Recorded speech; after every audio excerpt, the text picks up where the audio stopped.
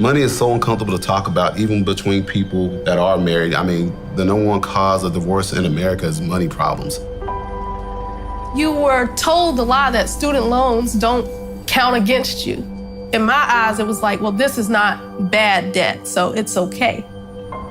Hey, you're in college, you're gonna get a credit card. Don't go too crazy with the credit card, but you're gonna need the credit card for emergencies. After I graduated, I was supposed to be living the dream, so I acquired more debt and more debt. I think it just began to snowball from there. We borrowed for everything. Yep. Want a new couch? Go finance it. Want a new TV? Go finance it. Want a new car? Go finance it. You know, in the back of my mind, we need to save money, but I'm like, we have enough money. I can go out and buy and spend. I couldn't fill my car with gas one month because we had less than $100 in the bank. We were completely house poor. That's where the stress came. I saw it in my husband. This card has $10 left on it. This card has $20 left on it. And I'm like, there's no way I'm gonna be able to pay for all this food. I had no control over my anger, my emotions, my spending. We had personal loans, student loans, a mortgage we were trying to keep afloat. We started to see our marriage drop away. We nearly lost everything. We were clueless. And I didn't have any control. I just didn't see how we could get out of the hole that I'd created. There had to be a change. This is it. This is where it starts, right here. I was so sick and tired of being where we were at. Every day I would look at my wife and look at our little newborn daughter, and I'd be like, I gotta do this. I'll never, ever be in this again. And we're working from the same place with the same goals. We save, we have targets, we have a plan. Now we're believing that we can actually do this. Light at the end of the tunnel just kept getting bigger and brighter. I can do this for however long it's gonna take. I feel like I can do more things than I ever could. I can work because I want to, not because I have to. Nobody owns me anymore. Nobody. Our lives were transformed. You're free. We changed our family tree. This is what it's all about. This is what we work for. I'm not afraid anymore, and I look forward to the future.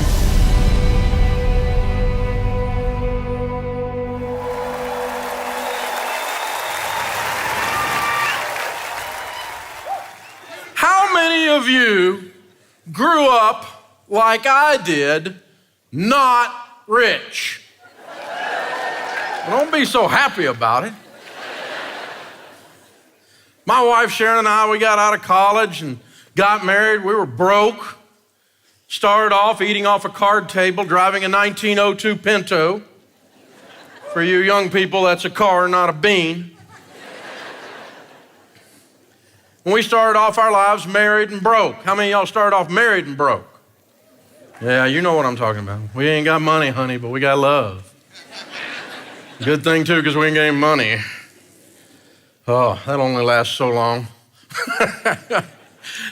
I started buying and selling real estate in my early 20s, starting from nothing. I got rich, at least by a kid from Antioch, Tennessee standards.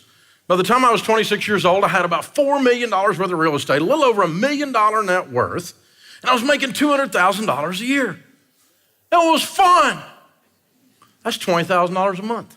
Neighborhood I grew up in, we called that rich. That was fun. And I got that car I always wanted. You had a car you always wanted? If I ever get some money, I'm gonna get that car. You know the one I'm talking about, right? For me, it was a Jaguar. I wanted to get a Jaguar because nobody in my old neighborhood could spell Jaguar, much less get one. I mean, this was exotic. So I got me a Jaguar, man, and within 90 days, baby, I am a Jaguar. Right? We're having fun, man. We went to Hawaii, rednecks in Hawaii. Oh, man. We had so much fun. It's unbelievable. You know what we did? We went back. It was fun. You know, sometimes I hear these people say, all those rich people are miserable.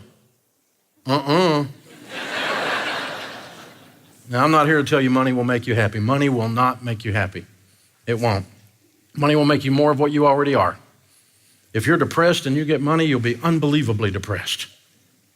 If you're mean and you get money, Lord, help the people around you. It magnifies what's going on in your life. And the crazy that's in your life, the crazy that's in your family, they get crazier when you get money. And there's crazy in every family. Y'all know that, right? If you don't think there's crazy in your family, it's you. So we were rocking along. Everything was going pretty good. And I was working my tail off. I was taught to tell the truth, work hard, pay your bills the way you were. No different, right? Everything's going like it's supposed to be going, man. Things are happening right.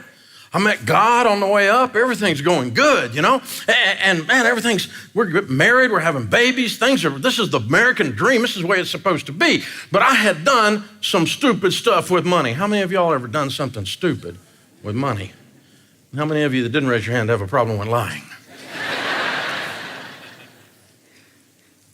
I'd borrowed too much money in the bank that we were working with, the main bank. They got sold to another bank. I know that never happens in your area. And some guy in another city looks down and said, there's a kid in his 20s, owes us millions of dollars on real estate. I was doing flip this house before there was cable TV to tell you how. And he looked down and he said, man, this is scary. Let's limit this relationship, which is banker talk for ruin his life. And even though I wasn't late on my notes, it was commercial paper. They're allowed to do all kinds of stuff. I was stupid. I signed up for this trip, and they called our notes.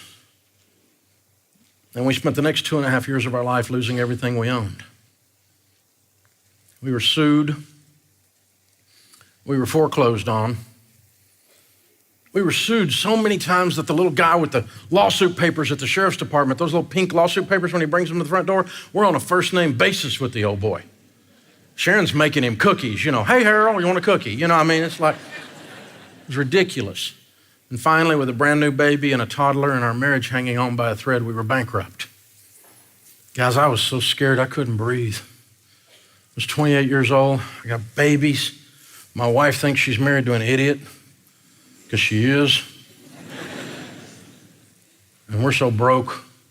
They're cutting the lights off and the water off, and I didn't know what to do.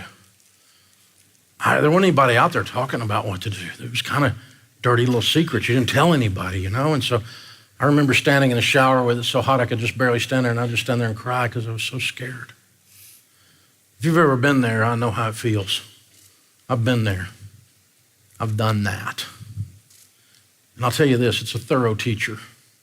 I learned my lessons at the school of life. I got a PhD in DUMB. Dave, what qualifies you to teach about this stuff? Well, I've got all the letters and licenses and the finance degree, but what qualifies me is I've done it. That's what qualifies me. I've been there. I know when somebody calls me on my radio show and I can hear it in their voice how scared they are. I can return to those moments 30 years ago. I remember how it feels. And what this stuff does to a marriage, it's the number one cause of divorce in North America today. Money fights, money problems, money stress. We didn't get a divorce. We held on to each other, but sometimes it's just to get a better grip, y'all. Sharon's from the hills of East Tennessee. Frying pan throwing there's an Olympic event, baby. I'd like to tell you I bounced back, but I didn't. I blamed everybody else. Sat around, it was the IRS's fault. It was the banker's fault. It was the president's fault. It was the Congress's fault. It was everybody's fault but mine. You ever do something stupid and blame everybody else for your stupidity? Turns out McDonald's does serve hot coffee.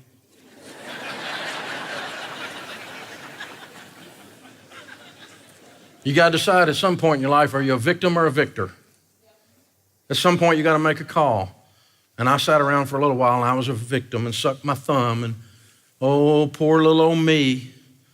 And then at some point, I just realized that wasn't working. I was having breakfast with one of my buddies, and he goes, you got enough lemons, you ought to make some lemonade, son. He said, you need to learn what happened, and you need to never do it again. So I started studying what the Bible has to say about money, and I started talking to old rich people. I didn't want to talk to young rich people. I had been him. He was stupid. I want to talk to people that got money and kept it. And old rich people told me the same thing the Bible did. It was called common sense. But common sense is so rare that it's like having a superpower. It sets you apart completely. And so we started doing this stuff in our life, and it started changing everything. It moved everything in our life. And all of a sudden, it was a little bit at a time. It was gradual. It didn't happen overnight. But we look up, and all of a sudden, we're out of debt. We clear it, because you don't get to bankrupt everything. The IRS, the KGB, the IRS follows you, right? And student loans aren't bankruptable. You know that, right? And so we still had all this stuff to clean up. And so we're working, we got out of debt. And there wasn't any place to scream, I'm debt free, but I went out in the backyard and did it anyway, I'm from Tennessee. We just yell at the moon. Come on, man. And, we started working this stuff. We're going, we're never going back. Never going back. I'm not living like this. I'm never going to put myself in a position. If American Express calls my house, it's a wrong number. I am never going back. When you have those moments in your life, it changes everything, y'all. And changed the trajectory of our lives. I met God on the way up, but I got to know him on the way down. It changed the trajectory of everything. My faith, my marriage, my business acumen, my leadership skills, everything started shifting and forming around this. And now here we stand all these years later.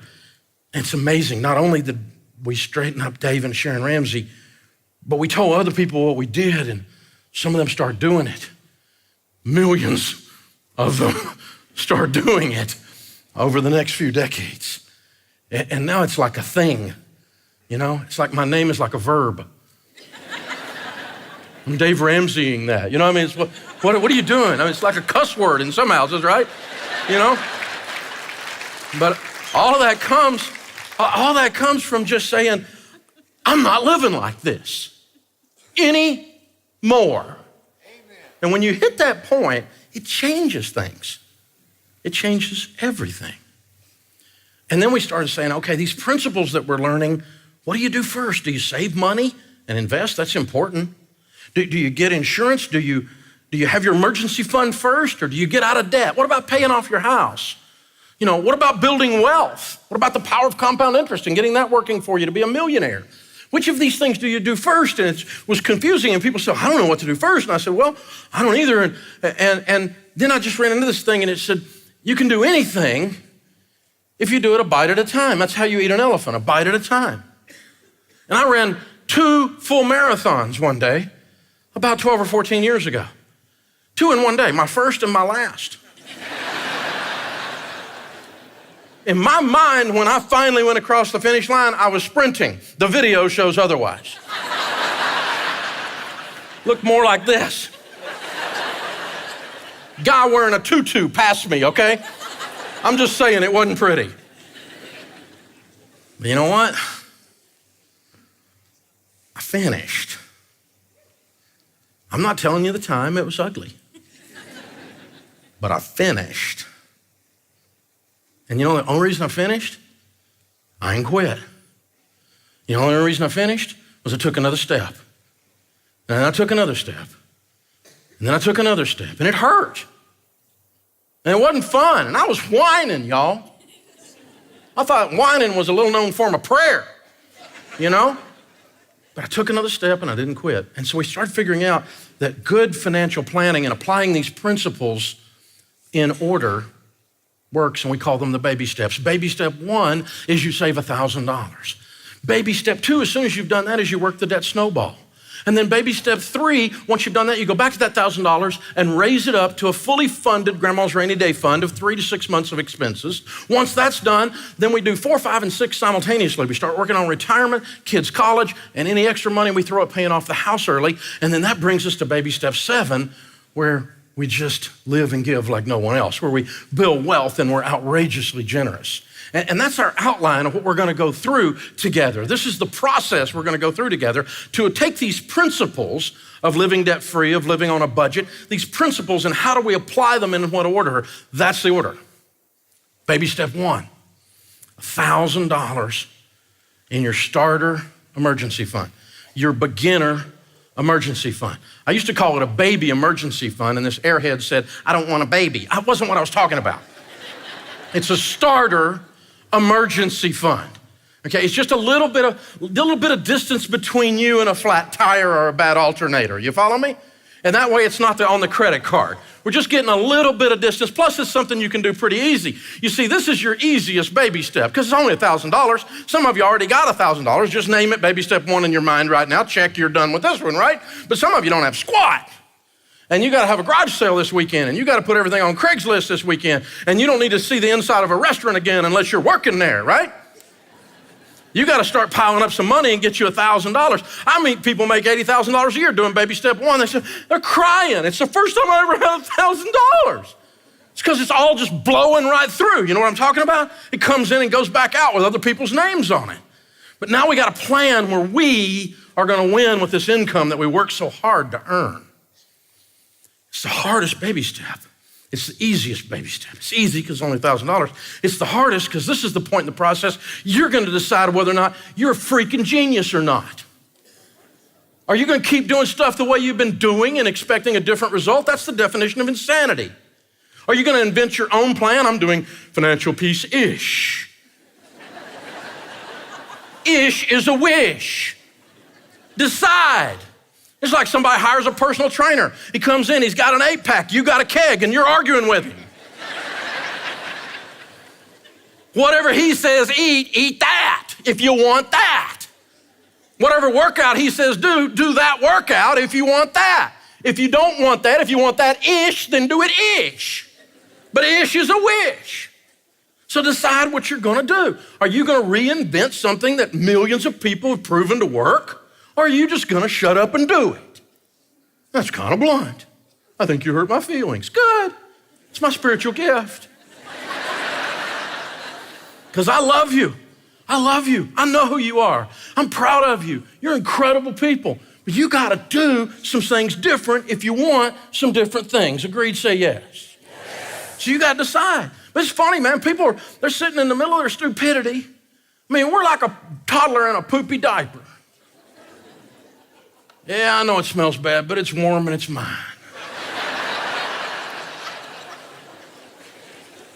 I get hate mail because people don't want to cut up their stupid credit cards. Isn't that ridiculous? I mean, you're really short on things to write hateful things about, aren't you? Really? It's unbelievable, y'all. It's a really simple idea. Try this stuff. If it doesn't work, you can go back to your way. We know what the results of that are. You're sitting right now as the sum total of the things that have happened to you and the things that you have done with your money. That's how you got where you are right now. And you can't control the things that happen to you, but you can control the things you've done. And most of where we are is because of what we did, good or bad. If you're winning, it's because you were doing some winning stuff, right? Winning is no accident. So that's how the baby steps work. You got to make a decision. Am I going? I got a friend of mine that's worth about $2 million. I was on his podcast the other day, and he said, you know, I actually did your stuff the other day. He goes, I did it about 4 months ago. And I said, really? We've known each other for 10 years. And he goes, yeah, but I'm a millionaire, so I thought I was doing okay. But he said, I got to looking at it, and he said, I realized you had this stuff figured out. And I said, wow, that's insightful, you know. We were kind of kidding back and forth. Y'all see what I'm saying. I mean, it's kind of a joke. But he said, you know what changed everything? When I decided to submit myself to someone else's ideas. He said, that's when it changed everything. Am I willing to submit and try something that I've never tried to get something I've never gotten? That's a hard thing for people to do. Change is hard. Even if we don't like where we are, we seem to be stuck in it. Change is hard. So you got to get up out of that. Say, no more. That's the hard part of this baby step, because this is the point you're going to decide whether you're going to do this or whether this is a nice theory from this crazy man on the radio from Tennessee. Is it just a nice theory, or am I really going to change my family tree? Am I really going to do what it takes? See, I figured this out. If you will live like no one else, later you can live and give like no one else. The Bible says there's no discipline that's pleasant at the time, but it yields a harvest of righteousness.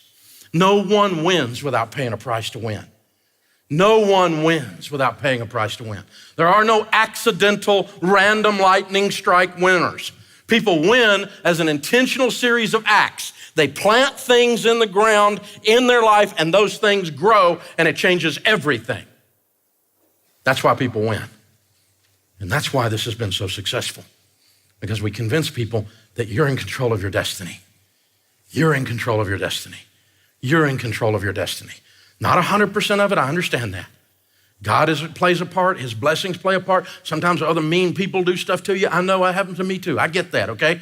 But most of all, I'm in control of my destiny. The only variables I can control are me, and I'm gonna control that variable. We're gonna be under control for the first time ever. We had to do it because we were so scared and broke we couldn't breathe. Some of you don't have to do it, and that's almost dangerous because you might just kind of kick back and not do it. Submit yourself to something different. Try something different. That's why this is the hardest baby step. Here's how the 9 lessons are structured in Financial Peace University. The first 4 lessons are where we cover the baby steps. Now, once you've got those things done and you understand them, you don't have to complete the baby steps.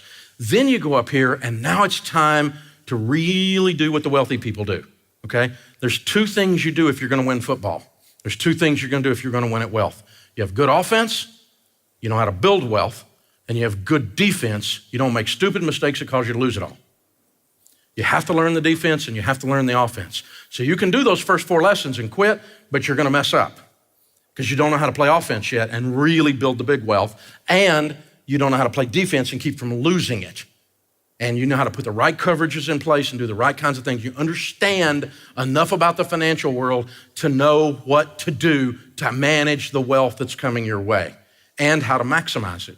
And so the first thing we do is we get the jet off the ground. And by the way, if you're ever studying a jet airplane, they burn most of their fuel at takeoff. When you get up in the thin air, it doesn't take a lot of fuel to keep it aloft. And it takes even less fuel to land it, because landing is basically a controlled crash. Isn't that comforting? And so that's what you're dealing with. So what we're doing here is we're getting this thing off the ground with this gazelle intensity. Y'all feel it? And we're gonna do baby step 1, we're not doing anything else until we do that. We're gonna do baby step 2, we're not doing anything else until we do that. Then we're gonna do baby step 3, we're not doing anything else until we do that. And then we're gonna do 4, 5, 6 at the same time, which is gonna lead us into 7. And we're gonna walk you through that. But the thing is, you don't quit there, you keep going and you get the other lessons, because that's your offense and that's your defense. And you gotta learn to play both. You gotta learn to build the wealth and protect the wealth. And it's really not rocket science. There's no real insight. There's no hocus pocus stuff. It's stuff you should have been taught in high school, but we weren't. And we're gonna go through it in a way, you put the cookies on a shelf where everybody can reach them, and you're gonna do this stuff. But you don't get to bail just when you get up, because you'll just go right back down, okay? You gotta get up and you gotta have the fuel to maintain, the offense and the defense. Everybody understand that? Say yes. Yes. Tens of millions of families now have followed these baby steps. We know that from book sales and Financial Peace University sales and radio listenership and all of that. That's not an exaggeration. Tens of millions of families have done these steps, and they absolutely work. You know, it started out with me teaching this stuff with a bad suit and an overhead projector. Now we've got audio-visual values, you know? I mean, it's like, wow, you know? And I was just standing up there and I had a little class called Life After Debt. 4 people came the first night I taught it. It was 26 weeks long. I'm getting you out. This is boot camp, baby. People cried in that class. They did. But they got out. One guy's wife was an engineer and she cried every class. And he came to me early one night before class. He said, "Would you please not make her cry tonight?" I said, "Just tell her to, for one night, don't do stupid stuff. And I promise not to make her cry. Just stop telling everybody in the whole group the stupid stuff's okay. And it's not okay for y'all either." You know, I ran into him, that was 25 years ago. I ran into him the other day. He's a multimillionaire now. And she just loves me now because she knew I loved her, but she was hard-headed, you know? But we started out that way. It's $569 to go through this class. Was it worth it? He's worth millions of dollars now. I think he got a good return on investment, didn't he? Except for the crying part, but yeah. You know, God's blessed us at our company. We worked our tails off, and you know, you work your tail off for 25 years, you're an overnight success, right?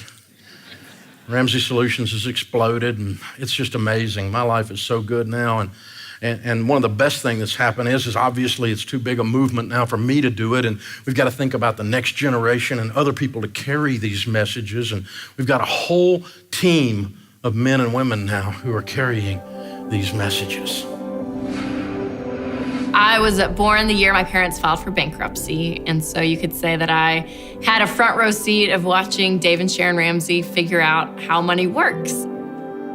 I don't think I realized that I had such a strong foundation, financially speaking, of that knowledge until I left home, because I realized that money is such a stressful part of so many people's lives.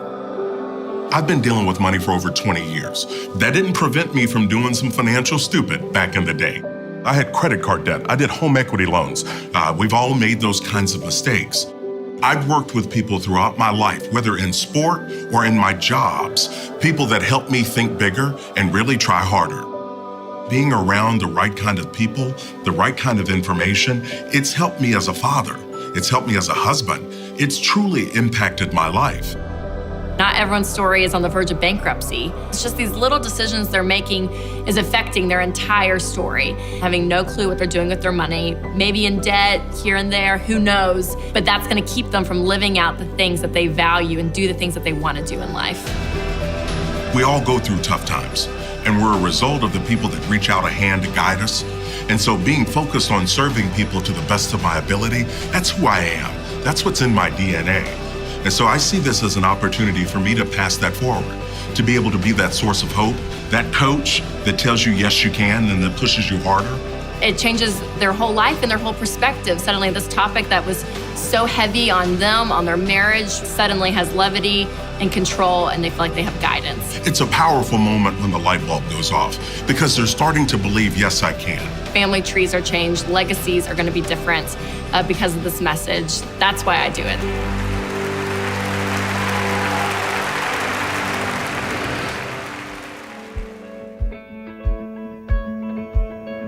I was good with saving money, but I was also good with spending all the money I saved.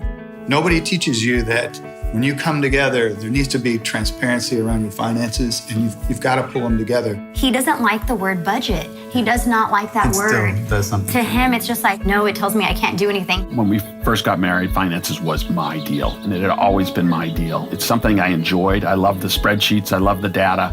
He was very spontaneous, and I was very much a planner, and we clashed a lot. We never talked numbers, you know, so it was just kind of something that we kind of just grazed over. We have enough money, but we just have enough. I just kept looking at the numbers and I'm like, we are out of money again. I didn't want to let him know about my money because I didn't want him to take control of it. I wanted to keep my money, and I thought I was doing a good job with money, even though I wasn't. I was playing the credit card shuffle game. I was shuffling no payments, doing all this stuff, and realized that was one of the biggest stressors in my life. I pulled my credit report, and there was like $20,000 in credit card debt that was in my name that I had no idea I had.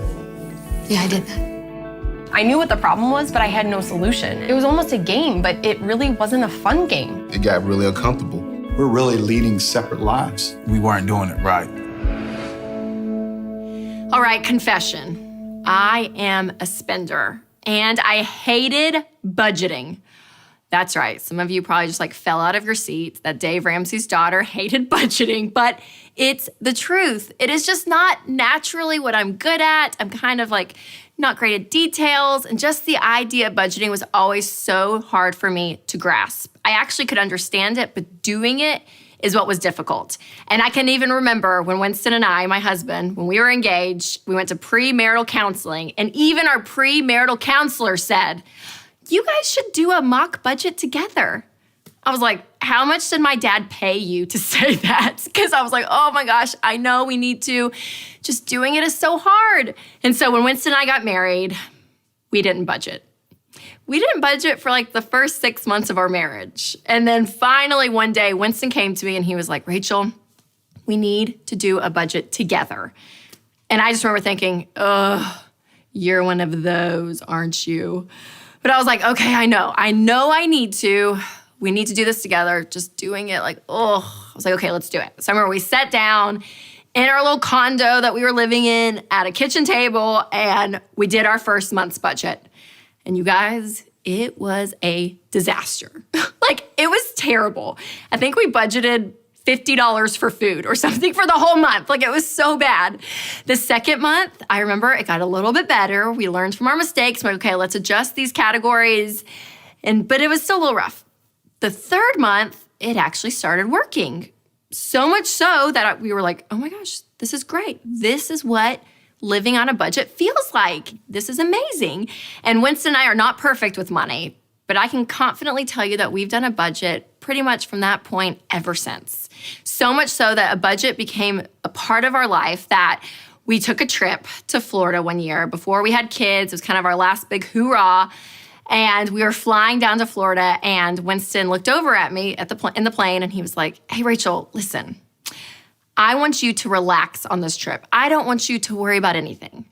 So you don't have to think about the budget at all, and you can just spend money.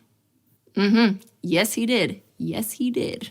I was like, wait, what? I was like, for real, I don't have to think about the budget, and I can just spend money? And he was like, yeah. I mean, if you're bumping up against the trip budget, I'll let you know, but yeah, just enjoy. I gave him the biggest kiss in the world. I was like, babe, you're letting me live in my strengths. Like, this is what I'm good at. And I remember we got down to Florida, checked into our hotel, went out by the pool, and it was one of those pools where like waiters and waitresses like walk around and you can like order drinks and food to your seat at the pool. It was awesome. And so this waitress walked by and I was like, hey ma'am, do you guys have guacamole? And she was like, oh yeah, sure. I was like, oh, I'd love some, thank you. So she brings it, I'm eating it, it's delicious, and I was getting thirsty, so I asked her then, can I have a menu to look at the drinks? So when I open the menu, the first thing I see is appetizers. I was like, oh, and I see chips and guacamole. $23. $23. I was like, did the avocados fall from heaven? Like, what makes guacamole $23? I was like, it's okay, Rachel, just spend the money, just spend the money. So then I go down and I see drinks. And I see lemonade. I was like, oh, that's great. In my head, I thought, that's what I want to order. And I look over, $18. $18. I thought, what? This is crazy. And at that moment, the waitress was right in front of me and she said, okay, what would you like to drink? And I just had this battle going on inside of me. And I remember thinking, Rachel, just spend the money. Spend the money. Like, go back to your roots. Go back to who you were. And I looked at her and I said, I'll take the lemonade, please. And she brought it over and I took a sip and I was like, well, that was $1.50. Jeez. And in that moment, I started spiraling. I started freaking out because in my head, I was like, I just spent so much money on pool snacks that tonight at dinner, we can't get an appetizer. We're gonna have to go to Walgreens and buy granola bars for breakfast. Like, what have I just done? And I was just panicking. And in that moment, I realized I was not panicking because of all the crazy expensive prices at the hotel, even though it was ridiculous, I know. But I realized in that moment that this was the first time at that point in years that I felt so out of control with my money, that I had no clue where my money was going. And that's the moment I realized that a budget does not limit your freedom. A budget gives you freedom. A budget gives you permission to spend. So I'm telling you guys, this is going to completely change the way you handle money because you're going to have control. But if you've never done a budget before, give it 3 months to get into a rhythm because it's going to take some time. Winston and I totally are a testimony to that. It takes about 3 months. And you also will realize that money is relational. You have to do this with your spouse. Or if you're single, find a friend who is good at money who can look over your budget with you.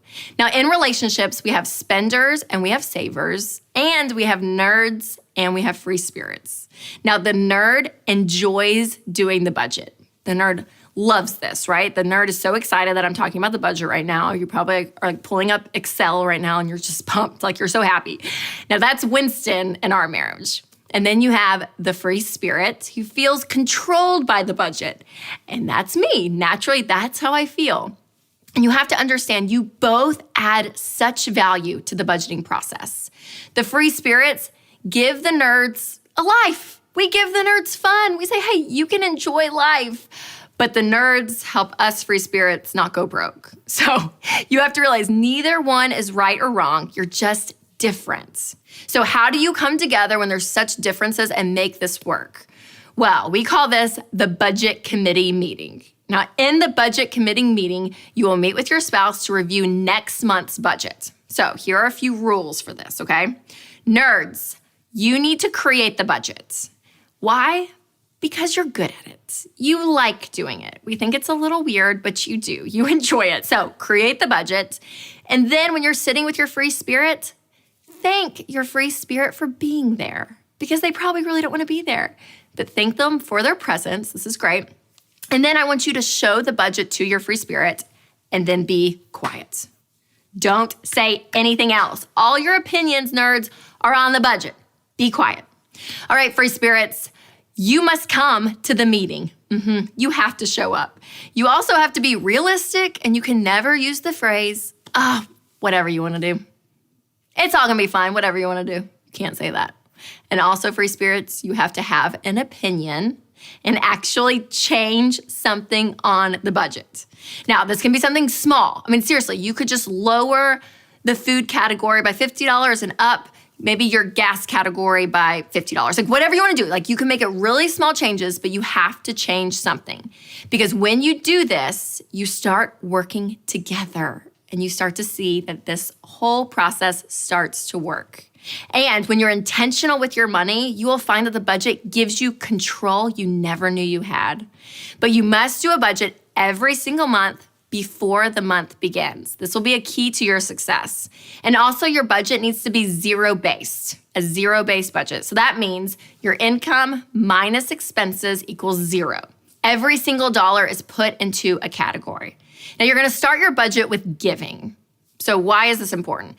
Because giving changes so much of who you are, and especially if you're married as a couple, you guys doing this together and start to create the habit of living your life with an open hand changes so much. Now, I do tell couples to give a little until you can give a lot.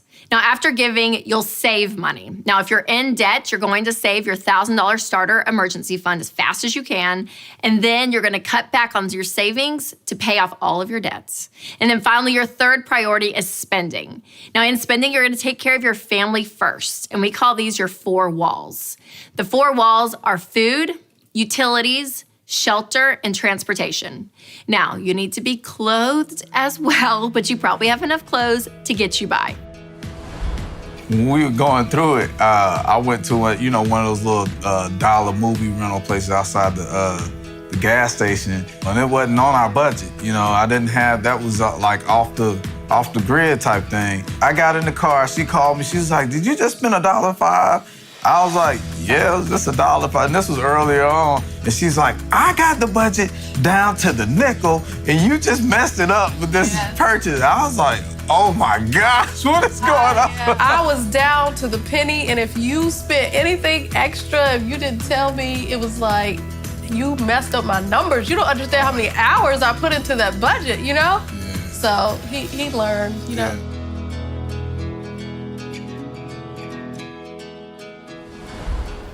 So usually at this point, people ask, okay, so how do you budget? Well, we're gonna walk through a sample budget and we're going to use EveryDollar. This is an incredible app that our team created and it makes it so easy, you guys. It's so great. So when you create your first budget, you're going to use EveryDollar, which you're gonna have access to through your membership at financialpeace.com. So we're gonna walk through some budget categories and some recommended percentages. Did you hear me? Recommended, okay? These are gonna be guidelines, kind of guardrails, not rules, okay? Because some people freak out when they hear this because your percentages might change depending on your situation. If you're living in Balatrana, New Mexico, that's gonna be a whole lot different than if you're in San Francisco or Manhattan, okay? Or if you have 18 kids versus you're a single guy, things are gonna change. It's gonna look a little different. So for this example, we're gonna use a $65,000 income.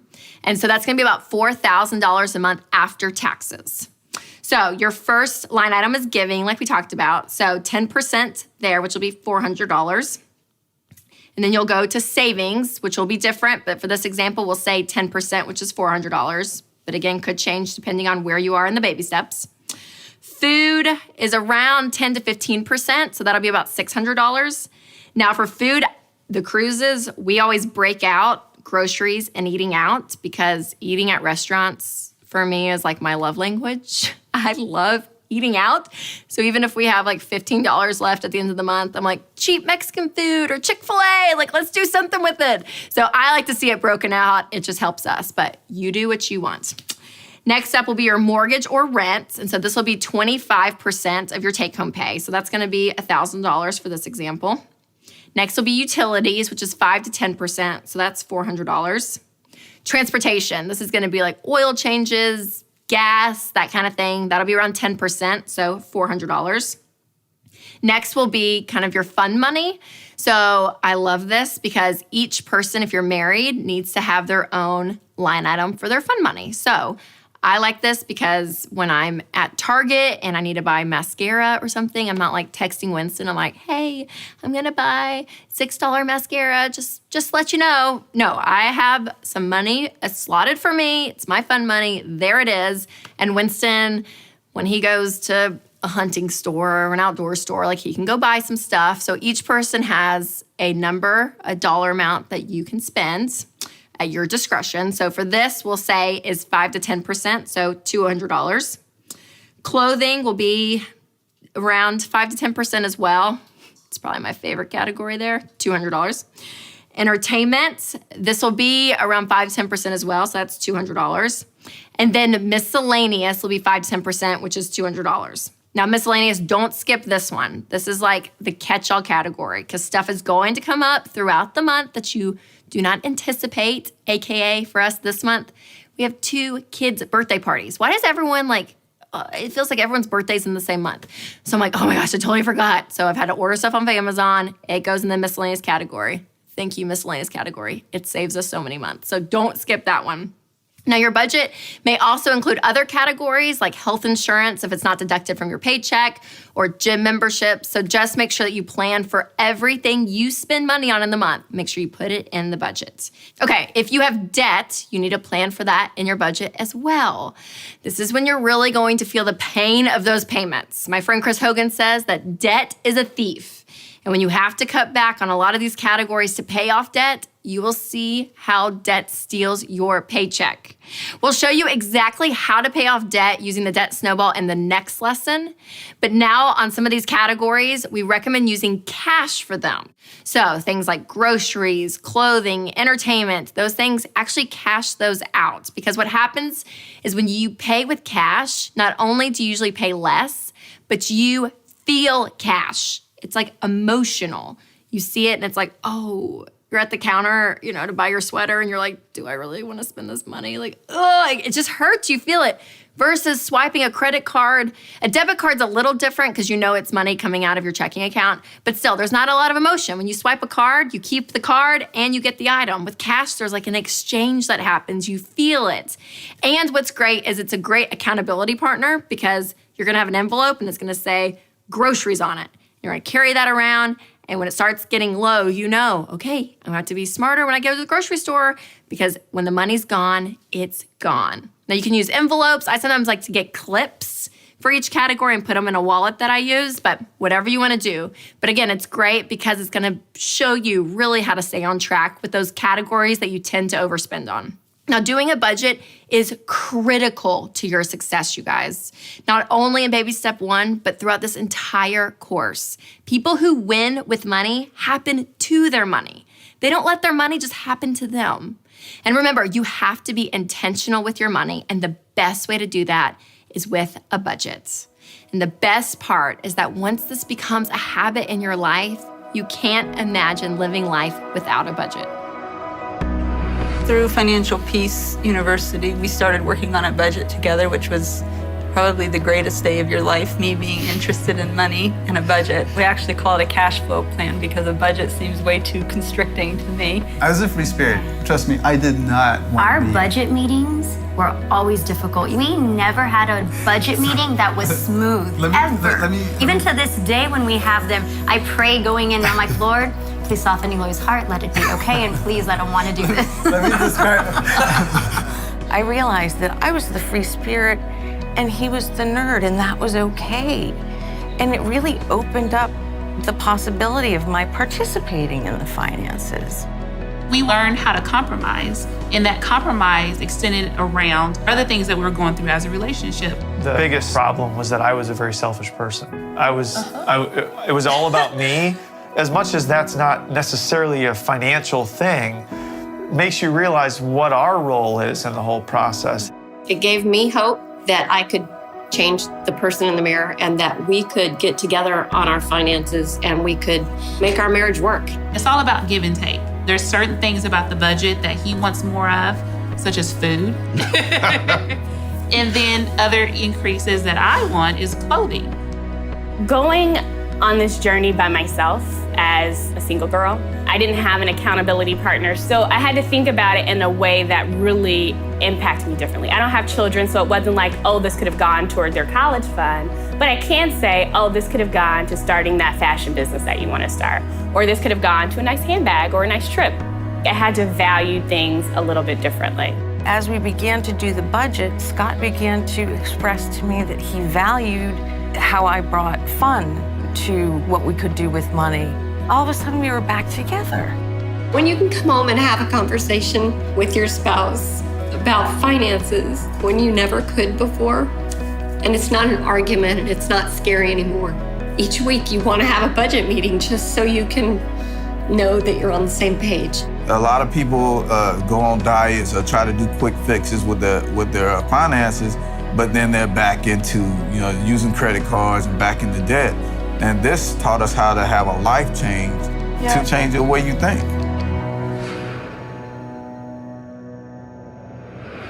For a lot of people sitting out there, they say, Chris, you have no idea my situation. You don't know how much stupid or silly I've done with money. I don't care what your situation is. We've all messed up with money. We've all made mistakes where we wish we could go back and undo some things. Regardless of where you are, I know you can fix this. As a coach, I've seen it happen where people start to believe, they start to think different. And the next thing you know, they start to just feel this energy inside of them. And that builds momentum. You're going to have an opportunity to learn the information you should have been taught years ago. You're going to learn the process of how do I effectively deal with money and what's my plan?